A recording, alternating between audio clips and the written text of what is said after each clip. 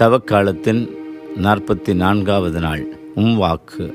இயேசு ஆண்டவர் தன்னுடைய லட்சிய பயணத்தின் இறுதிக்கு வந்துவிட்டார் என்பதை நாம் இன்று கொண்டாடுகிற இந்த பெரிய வியாழன் நாள் சுட்டிக்காட்டுகிறது.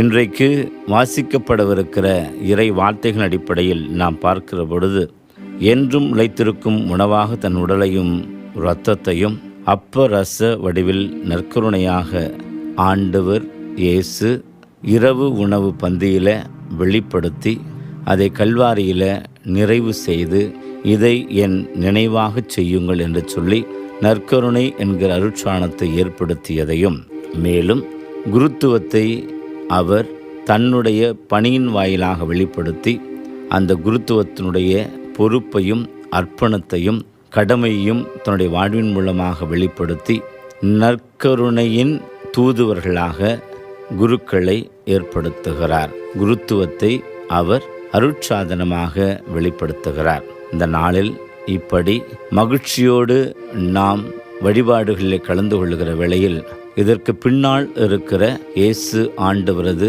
முழுமையான கையளித்தலையும், அடுத்து தனக்கு தொண்டராக இருக்க விரும்புகிறவன் பணிவிடை பெறுவதற்கல்ல பணிவிடை புரிவதற்கு என்று அவரே தனது திருத்தூதருடைய பாதங்களை கழுவி முன்னுதாரணமாக இருப்பதையும் நாம் பார்க்கிற வேளையில், குருக்களும் இயேசுவை பின்பற்றுகிறவர்களும் அவரை இந்த அளவில் முழுமையாக பின்பற்ற அழைக்கப் பெறுகிறோம் என்பதை உணர்ந்து நற்கருணையின் வலிமையையும் ஆற்றலையும் புரிந்து கொண்டு நற்கருணையை பெறுபவர்களாக மட்டுமல்ல நற்கருணையாகவே வாழுவதற்கு அழைப்பு பெறுகிறோம். அதை உணர்ந்து இந்த நாளை சிறப்பு செய்வோம். சிந்தனைக்கான கேள்விகள்: நான் வாழ்வில் எதற்கு முதலிடம் தருகிறேன்?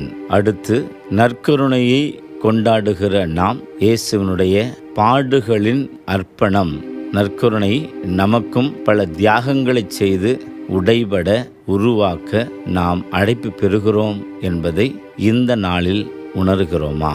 இறை ஆசீர். ஆமென்.